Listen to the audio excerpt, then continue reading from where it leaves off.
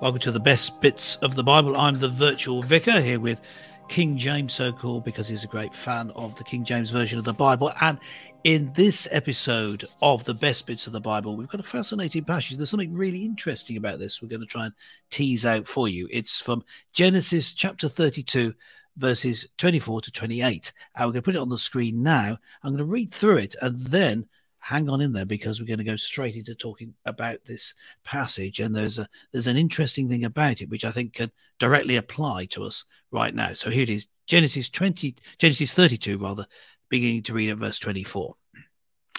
And Jacob was left alone, and there wrestled a man with him until the breaking of the day.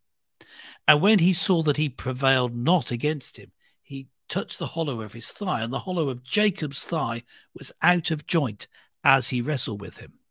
And he said, Let me go, for the day breaketh. And he said, I will not let thee go, except thou bless me.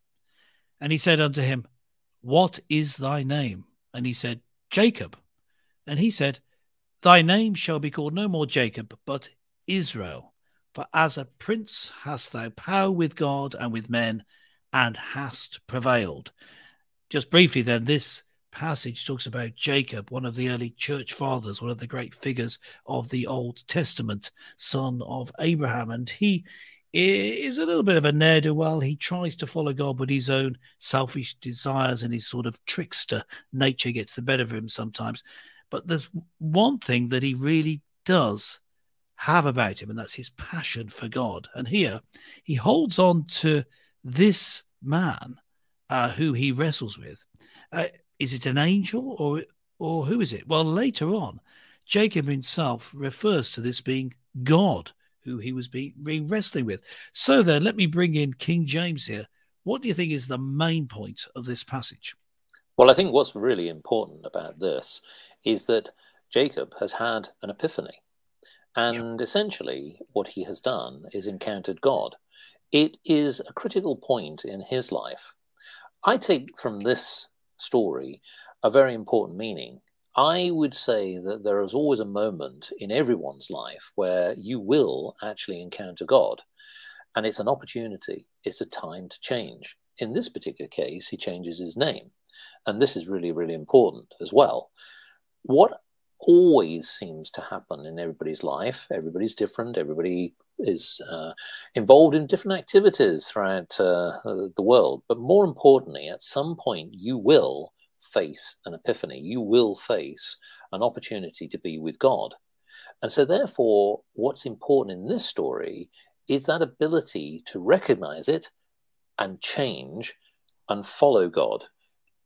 That, I think, is probably one of the crucial things here, because many people often will encounter God but reject him. And there are many examples of that through society. But what this particular passage is offering is that point of opportunity. So everyone will face God.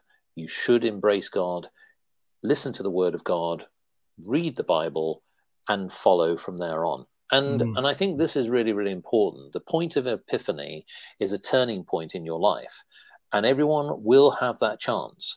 God has a reason for being. God has a reason for you being, and God will certainly engage with you at some point. Recognize it and move forward. Yes, so that's it. That's the main point. Thank you, King James, and we're going to leave it there. I'm just going to quickly add that when you have that meeting with God, as Jacob does, and God is reaching out to everyone, it'll be in different ways for different people. Do as Jacob did and hold on. God has got a blessing for you. Well, that's it from the best bits of the Bible. But don't worry, there's plenty of best bits of the Bible, so there'll be more to come. Catch you next time.